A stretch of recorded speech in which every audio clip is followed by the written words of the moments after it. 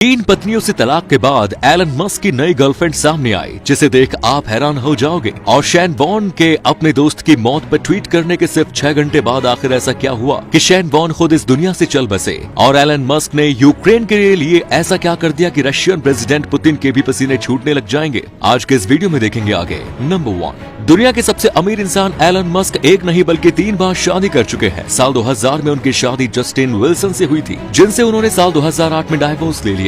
इसके बाद साल 2010 में मस्क ने तुलालाह रिले से शादी की और 2 साल बाद डाइवोर्स ले लिया। साल 2013 में उन्होंने एक बार फिर से तुलालाह रिले से शादी कर ली, लेकिन ये शादी सिर्फ 3 साल ही चल पाई और साल 2016 में उनका डाइवोर्स हो गया। 2018 से मस्क कैनेडियन सिंगर ग्रीम्स के साथ रिलेशनशिप में थे और उनका एक बच्चा भी था, लेकिन अब मस्क की नई गर्लफ्रेंड भी दुनिया के सामने आ चुकी है। यह है ऑस्ट्रेलियन एक्ट्रेस नताशा बैसेट। दोनों की रिलेशनशिप करीब 2 महीने पुरानी बताई जा रही है। हालांकि फिलहाल तक इसके बारे में इन दोनों ने कोई खुलासा नहीं किया है। रशिया यूक्रेन युद्ध के बीच रशियन फोर्सेस ने यूक्रेन के सारे कम्युनिकेशन सिस्टम को बर्बाद कर दिया। ऐसे में यूक्रेन में इंटरनेट सर्विसेज के एक्सेस का एकमात्र सोर्स है एलन मस्क की स्टारलिंक सैटेलाइट्स। दुनिया भर में इंटरनेट सर्विस प्रोवाइड कराने वाली ऐसी करीब 2000 सैटेलाइट्स पृथ्वी की ऑर्बिट में मौजूद है और एलन मस्क ने यूक्रेन की मदद के लिए खास तौर पर 50 और स्टारलिंक सैटेलाइट्स लॉन्च की है। हालांकि आशंका बताई जा रही है कि आने वाले दिनों में रशिया यूक्रेन के कम्युनिकेशन सिस्टम को पूरी तरह से तोड़ने के लिए स्टारलिंक सैटेलाइट्स पर भी हमला कर सकता है। दोस्तों, शैन वॉर्न ने 4 मार्च 2022 की सुबह अपने दोस्त और पूर्व ऑस्ट्रेलियन क्रिकेटर रोड मार्श की मौत को लेकर ट्वीट किया था और समय का खेल देखे कि इसके सिर्फ 6 घंटे बाद ही उनकी भी मौत हो गई।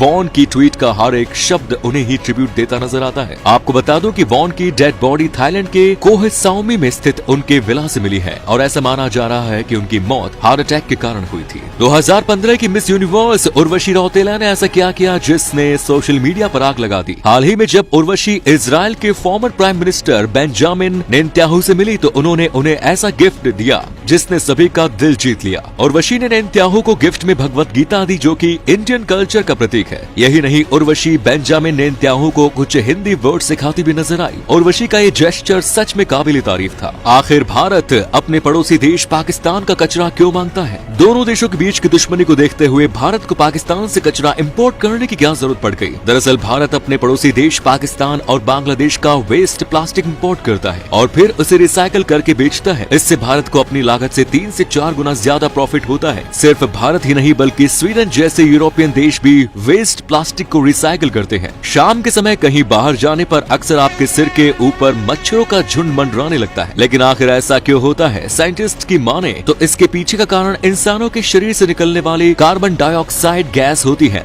मच्छर CO2 की और अट्रैक्ट होते हैं और ये 10 मीटर दूर से ही इसकी गंध से हमें ढूंढ लेते हैं। वैसे आपको बता दूं कि हम इंसानों को सिर्फ फीमेल मच्छर ही काटते हैं, लेकिन हमारे सर के ऊपर मंडराने वाले मच्छर मेल और फीमेल दोनों हो सकते हैं। अगर मैं कहूं कि आज तक आप जिन मैप्स को ग्लोब पर देखते हो वो पूरी तरह से गलत है, तो आपका क्या रिएक्शन होगा? दोस्तों, आपने कभी न कभी तो जरूर सोचा होगा कि अगर ग्रीनलैंड इतना बड़ा है तो इसे कॉन्टिनेंट क्यों नहीं बना देते? वेल, इसका रीजन ये है कि ग्रीनलैंड असल में इतना बड़ा है ही नहीं। मैप में आपको ग्रीनलैंड और अफ्रीका की साइज सेम दिखती है, लेकिन असल में ग्रीनलैंड अफ्रीका से 14 गुना छोटा है। मैप्स असल में शेफ्रिकल अर्थ को फ्लैट सरफेस पर रिप्रेजेंट करते हैं और इसीलिए उनमें कई जगहों की साइज बिगड़ी हुई है। इन मैप्स को बनाने का मकसद समुद्र में नेविगेशन में आसानी होना था। सेलर्स को किसी कंट्री या कॉन्टिनेंट की साइज से कोई फर्क नहीं पड़ता। महाभारत में गुरु द्रोण ने एकलव्य से उसका अंगूठा मांगा था, लेकिन मॉडर्न जमाने में कुछ गुरु मांगने नहीं बल्कि अपने शिष्य को साइड में करके उसका हक छीन लेने में विश्वास रखते हैं। ऐसी ही स्टोरी है जॉकलिन बेल बर्नेल की। साल 1967 में बेल बर्नेल ने रेडियो पल्सर्स की खोज की थी। उन्होंने अपने इस डिस्कवरी के बारे में अपने प्रोफेसर एंटनी हैविश और मार्टिन रैली को बताया। इसके बाद तीनों ने मिलकर इस डिस्कवरी के रिसर्च पेपर्स तैयार किए और दुनिया के सामने रखे। ये डिस्कवरी इतनी बड़ी थी कि इसके लिए नोबेल प्राइज तक दिया गया था, लेकिन ये बेल बर्नेल को नहीं बल्कि उनके प्रोफेसर्स को मिला था, जिन्होंने रेडियो पल्सर्स की डिस्कवरी में कोई भी कंट्रीब्यूशन नहीं दिया था। और ताज्जुब की बात तो यह है कि उनके प्रोफेसर्स ने भी उनके बारे में बिना सोचे उनकी मेहनत का नोबेल प्राइज खुद ले लिया। तो ये था आज का वीडियो। कैसा लगा कमेंट्स में जरूर बताएं। ऐसे ही इंटरेस्टिंग फैक्ट वीडियोस देखते रहने के लिए पेज को फॉलो जरूर करें। धन्यवाद।